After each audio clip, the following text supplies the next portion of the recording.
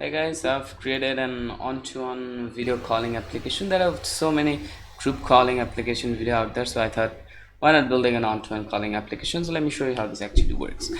So you see every user, whenever you open the app in any tab, you'll see an user ID over here, and this is actually yours. So let me give a name to myself and also give a name to here.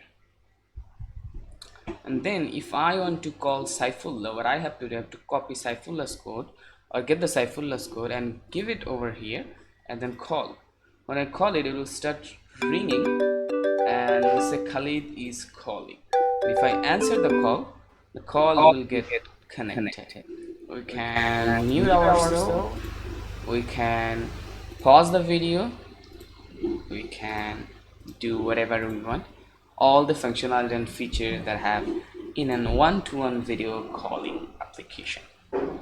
And for the backend, I've used Node.js, Express, Socket.io, PJS, and this PJS and WebRTC for this real-time communication.